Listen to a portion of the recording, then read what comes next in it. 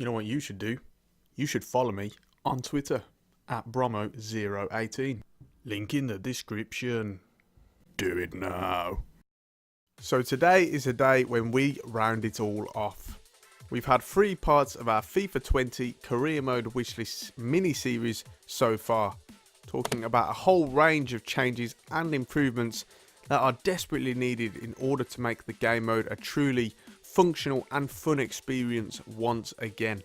Something that it hasn't been for some years now. Today, we bring it to a close with the 4th and final part of the wishlist. Remember that if you are yet to watch the other episodes, then you really should go back and check out those ones first before you continue to watch this one, as I won't be recapping the previous suggestions. Remember, if there are any suggestions that I haven't mentioned throughout this series that you feel need to be added, then make sure to let me know in the comment section. I know that I probably will have missed out some things that I also want to see introduced, so don't be afraid to put it out there. Now, if you're ready to go, then let's get into it. Today, there will be no subtopics. It's simply going to be a lot of miscellaneous suggestions that I couldn't fit into one of the previous sections. And we start with arguably the most demanded suggestion of all the career mode improvements, and that's for an online career mode. This is so vital now to bring career mode into 2019 and provide that service. Some people do, however, get it mixed up with what they want. They suggest that every team you come up against is against another player, and it doesn't work like that in my opinion. I believe it needs to be where you and your friends or anyone can all start a career mode together and be part of the same universe. Any team that isn't controlled by someone else will be the AI, but their teams, i.e. your friends, will be controlled by them. The career mode will be highly affected by the fact that there are multiple people taking action. This is very much the same to how it is done in the likes of Football Manager and even Madden. Remember that Madden is an EA Sports game. They already have the technology and have implemented the idea into other games. So why is it not in FIFA? Come on, stay in touch and get up to date. Moving on, I want to finally see the Fixture List congestion bug removed. I mean, dear God, how has this not already been eradicated? You can remove this problem in the coding. The likes of PES and Football Manager don't have this issue, so why do you? You can see a picture here in my career mode where I have an FA Cup final on the Saturday and then the final game of the league season on the next day. I mean, it's pathetic now. Just fix it. Next, I want to see a feature introduced where you can track the attributes growth and regression of each player through an arrow and a number. Perhaps on this screen where you simply see the attributes, you have a number and an arrow next to it detailing how much that attribute has gone up for or down overall. This is a very simple mechanic to add, and it allows me to see where a player is improving or regressing the most in terms of area. Next up on the list is the return of the visual sim / coach sim feature, where you can make subs at any point and join in the game in any moment should you want to.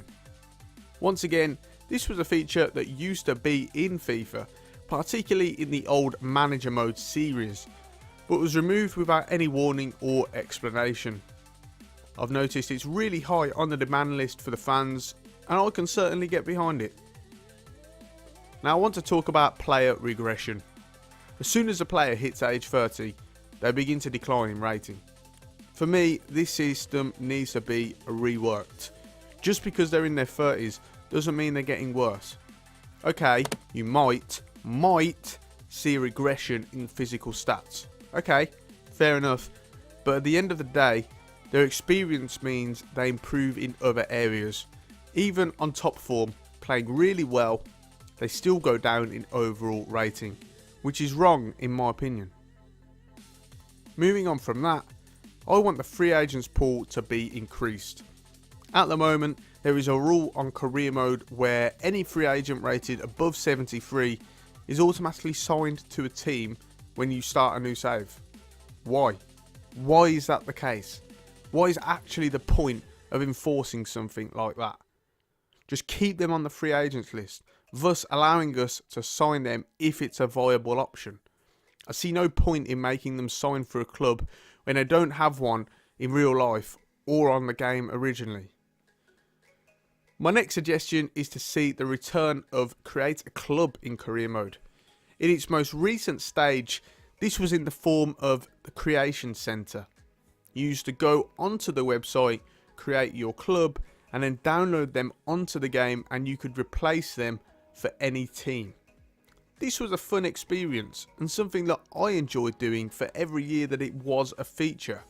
As is always the case though, it was soon removed by EA Sports without any reason and wasn't replaced with anything better. So let's get it back in the game. I think a lot of people would enjoy that. Now the manager history page is very brief and lacking any real content.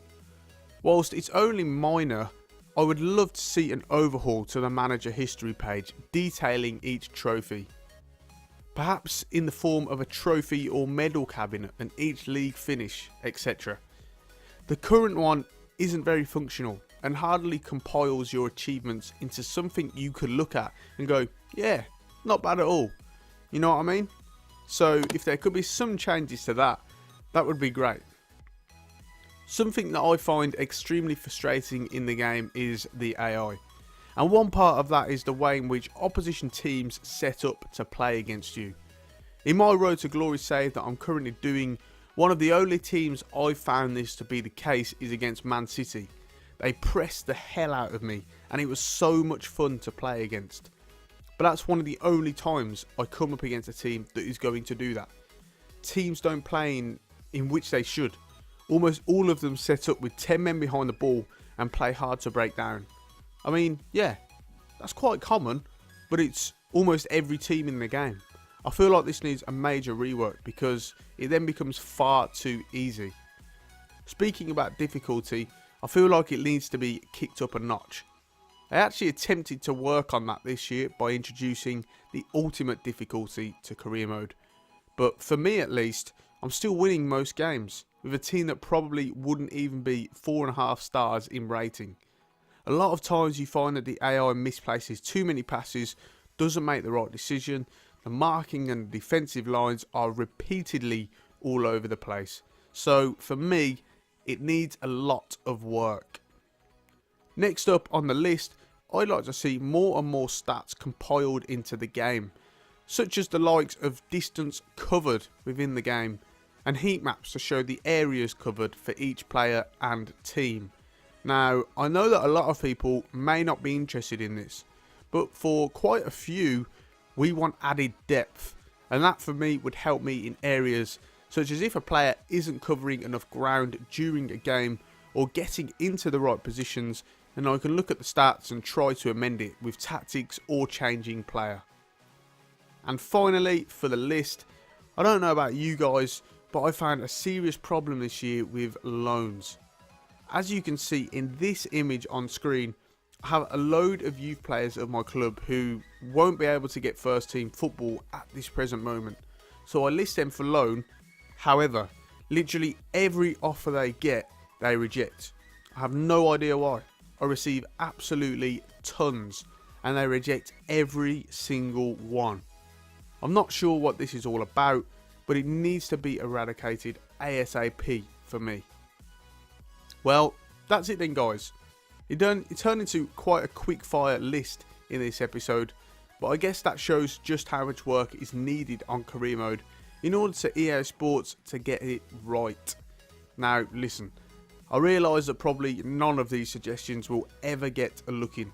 We'll probably be back this time next year talking about exactly the same things and how EA didn't make any changes to FIFA 20 Career Mode. But at the end of the day, we have to at least try and keep putting our frustrations and suggestions forward. So that's going to round it off for the Manager Career Mode wishlist for FIFA 20. Still a ton more to go for wishlists, including more FIFA for other game modes like Player Career Mode, PES Master League, etc. I've got an Ajax Career Mode FIFA 19 series coming, and by the time most of you are watching this, it will probably be out. So you should definitely give that a look as well. If you've made it through from part 1 to now, then thank you so much for watching. I really appreciate it. Please be sure to leave a like on the video if you enjoyed it, and subscribe to the channel if you aren't already for more regular gaming content. On that note, it's time to end it there. So, I'm Brommo18, and I'll see you soon.